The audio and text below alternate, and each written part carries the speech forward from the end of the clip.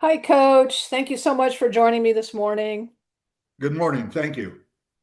You were the very first coach for Army women's basketball back in 1976, 1977, and I would love to know how you came to be the head coach.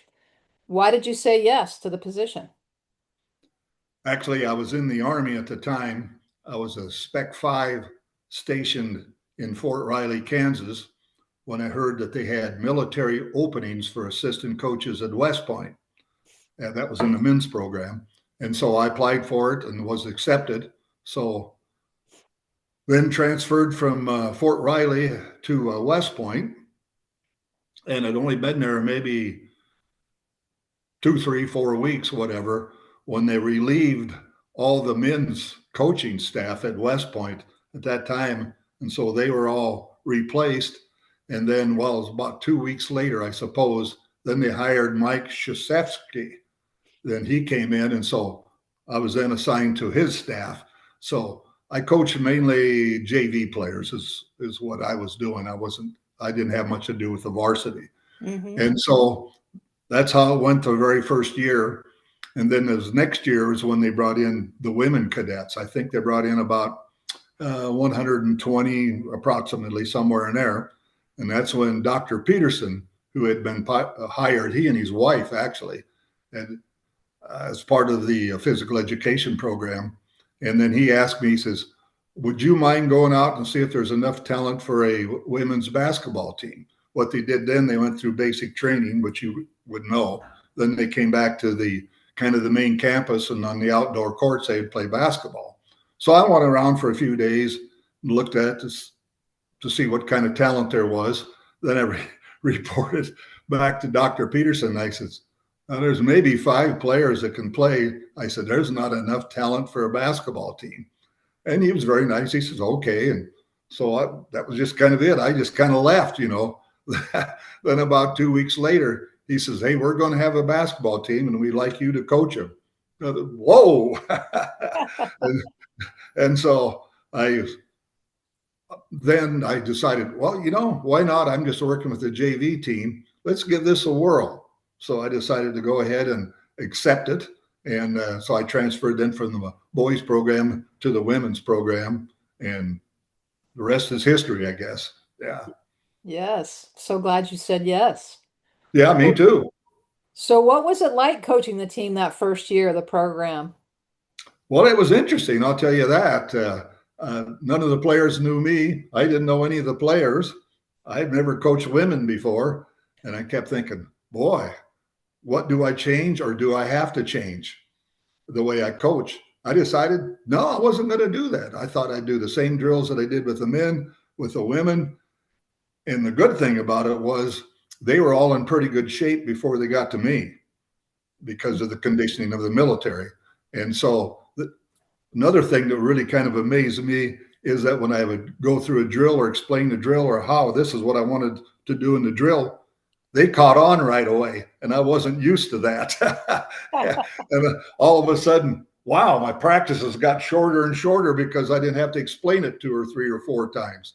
And so they caught on real fast. But I I knew it was going to be tough because of the fact that we didn't have many players. I could see that right away. We had maybe 5, and we had no height. And so we're going to have to change things. Well, I'm going to have to change things to take advantage of the talent that I had. And that was going to have to be play good defense, run a lot, and hope we never got into foul trouble. Because if I had to go to the bench, I was in real trouble, and I knew that. But I had good assistants. Ishman Burks was one of the assistants, and Dick Trotter was another assistant. And so they helped me. So it was an interesting first year. I learned probably as much as the girls did, or I never would say girls, women, I guess, as they did. So it was a learning year for everybody for the whole first year. That's great. So what was your initial vision? Once you took stock of what you had, how were you thinking about, what you were going to do with your program? Well, I thought the vision is I really wanted to make sure that we could compete well. I mean, we had to really work at it, and I wanted to show everybody that these women could really work at the program and it'd be something that they would be proud of. That's what I was most interested in, because it was a whole new thing. The military academy, over 100 years, they haven't had women. Now all of a sudden they have women. And so I didn't want to do anything that was going to detract from them.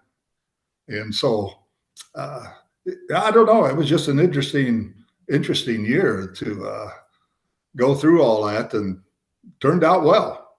Definitely.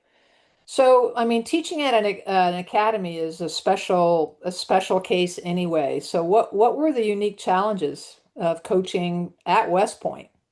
And then how did those challenges impact your program?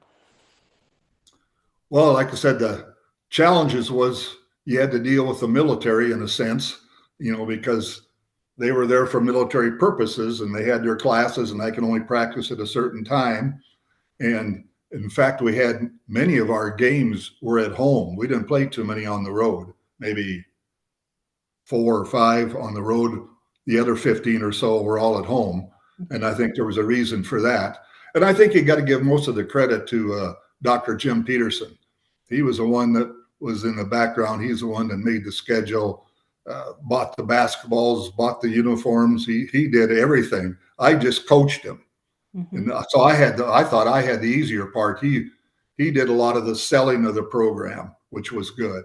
And so the background people probably helped me more than anything. And so Dr. Peterson deserves a lot of credit for the first year. Definitely, for the whole program. Yeah, true. Yeah. Your team was very successful that first year. What elements or the results of your program at Army are you most proud of? Go ahead. I'll ask the second question later. Okay. Well, I think the first thing is that I really wanted to win the first game that showed that we could compete with anybody we played if we really worked hard at it. And so at that time, that's what I was most interested in. And I thought if we could win the first game, get a little confidence, we could go quite a ways, because I didn't know anything about the teams we played. None. In fact, we played 1 or 2 JV teams. We played several junior colleges, played an all women's school. We played some 4-year schools with like Yale and Princeton, for example. And so we had a conglomerate of so many different teams. And so it was going to be competitive. And I just thought, wow, if we can compete with the first game, let's see how we can do in the second and third and fourth. And so that's kind of the way it worked out. Hmm. Very successful. I'm curious, did you have an opportunity to coach women's basketball after that initial year? Actually, I'm from Nebraska, so I went back to my wife and kids. And we all moved back to Nebraska. So I coached high school girls, which was interesting, for 1 year. Then a junior college came and asked me if I would coach their women's team. So then I did that for a few years. Then I kind of got out of coaching after that. I went into school administration and counseling. And so I didn't coach after, about another 10 years or so. Hmm. So were you ever asked to do a second year at West Point, or did Yes. you Yeah. were? Okay, so what happened? Tell me that story. Well, yeah, I would have had the opportunity to stay right there and coach, but the family all wanted to go back to Nebraska. So my enlistment was up, I think, in about March or April or something like that. So then I got out of the Army at that time, went back to Nebraska, but I did stay in the Army Reserve for another 17 years. Wow. But yeah, so I did that. Yeah. So during that year, was there a particular basketball moment or game that stands out for you, or a player or group of players as you reflect back on that first year? Well, I thought the first game was really important to win the first one and start the ball rolling, so to speak, if I could. And then when I found out later on that we could compete with some of the 4-year schools, we competed very well against like Yale and Princeton. I think we got beat by both of them, but they were close games, and we were all freshmen and they were playing juniors and seniors. So I thought, well, we can play as long as we could get some more players in, because we had no depth. And so that's probably what I remember the most about anything, was the first game, and then putting them all together after that. Why do you think you were able to compete with those schools with freshmen? Just curious.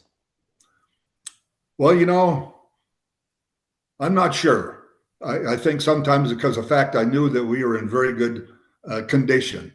And so I thought we could run all night and so forth. And since we didn't have any size, we had to run. Carol Barklow was 5'8". That was the tallest player we had.